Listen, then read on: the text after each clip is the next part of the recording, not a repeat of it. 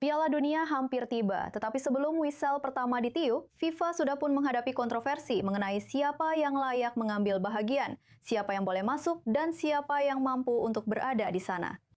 Dari pasukan kebangsaan Iran hingga seorang pengadil Somalia yang dinafikan kemasukan ke Amerika Syarikat, persiapan menuju kejohanan bola sepak terbesar ini sudah pun dipengaruhi oleh politik yang jauh melangkaui padang. Alex Floss melaporkan.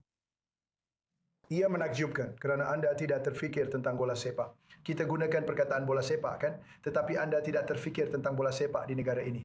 Piala Dunia hampir tiba, tetapi sebelum whistle pertama ditiup, FIFA sudah pun berdepan masalah yang biasa, kontroversi di luar padang. Salah satu titik panas ialah Iran. Para penunjuk perasaan, termasuk kumpulan Iran Amerika dan bekas pemain, menyeru FIFA untuk menyingkirkan Iran sepenuhnya daripada kejohanan itu, menuduh Teheran menggunakan pasukan kebangsaan untuk menutup penindasan di negara sendiri. FIFA belum mengambil tindakan untuk mengharamkan pasukan itu, tetapi Amerika Syarikat telah memutuskan untuk melarang kaki tangan pasukan yang didakwa mempunyai kaitan dengan rejim Iran atas alasan menimbulkan risiko keselamatan. Pasukan Iran sudah pun terpaksa memindahkan pangkalannya dari Amerika Syarikat ke tuan rumah bersama, Meksiko. Dalam satu insiden lain, pengadil Somalia, Omar Abdul Hadir Artan, sepatutnya menjadi pegawai Somalia pertama di Piala Dunia lelaki, tetapi telah dinafikan kemasukan ke Amerika Syarikat walaupun FIFA mengatakan beliau mempunyai visa yang sah. Amerika Syarikat berkata, ia telah mengharamkan Artan dengan alasan mempunyai kaitan dengan organisasi pengganas. Sudah tentu, apa yang berlaku kepada Omar, pengadil dari Somalia. Tetapi sekali lagi, kita tidak mengawal segala-galanya. Kita coba, kita akan berbincang, kita akan bercakap, kita akan lihat.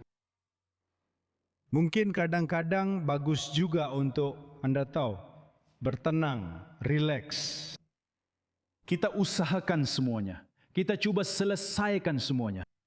Dan kemudian ada harga tiket, dengan peminat menuduh FIFA mengenakan harga yang terlalu tinggi, sehingga penyokong biasa tidak mampu hadir ke kejohanan ini, melalui kos yang melambung tinggi, harga dinamik, dan yuran penjualan semula. Harga permulaan adalah $60. Itulah keadaan pasaran. Segala yang saya katakan sebelum ini, pasaran memang begini. Itu jika Anda menjualnya pada harga yang lebih rendah. Dan sekali lagi, ini telah menjadi sebahagian daripada analisis yang mendalam dan meluas dalam pasaran tertentu ini. Ia akan berlaku, yang mana ia adalah sah sepenuhnya di negara ini.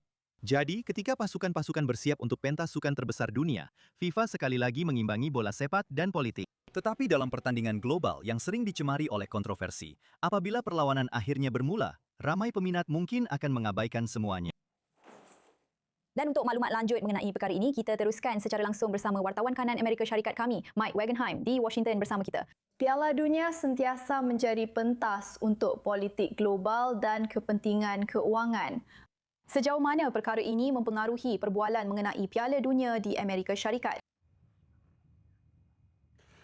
Anda tahu beberapa isu dasar luar sebenarnya tidak begitu penting apabila berkaitan dengan Piala Dunia. Jika anda ingat, ini sepatutnya menjadi usaha kerjasama antara Amerika Syarikat, Kanada dan Meksiko, satu usaha bersatu Amerika Utara untuk membawa perkara ini ke pentas dunia.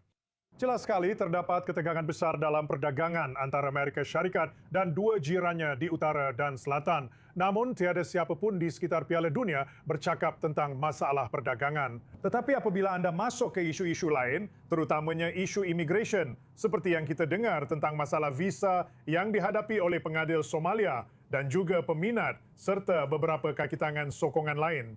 Itu sudah pasti membawa isu immigration di Amerika Syarikat ke dalam perbualan yang lebih meluas di sini di negara kita. Selain daripada itu, apabila anda melihat perkara seperti Iran, sudah tentu isu Iran adalah yang paling utama sekarang. Ia menjadi tajuk utama setiap berita di sini. Dan kemudian pasukan Iran terbang ke sini dan kisah sampingan mereka tentang isu visa mereka sendiri. Dan sudah tentu bermain di Amerika Syarikat di bawah bayang-bayang perang dengan negara yang sama. Itu juga sebahagian daripada perbualan di sini di Amerika Syarikat. Ia bukan sekadar cerita sukan, ia lebih daripada itu. Dan sudah tentu, apabila anda berdepan dengan inflasi juga dan situasi global dengan kenaikan kos minyak dan segala-galanya seperti itu ya, ia memang memberi kesan di dalam negara apabila anda bercakap tentang harga pengangkutan, harga hotel dan perkara-perkara seperti itu juga. Jadi, mari kita main bola sepak sahaja. Tetapi sudah tentu, kita juga tidak boleh lari daripada kesan global peristiwa-peristiwa ini. Baik, terima kasih Mike Wagenheim.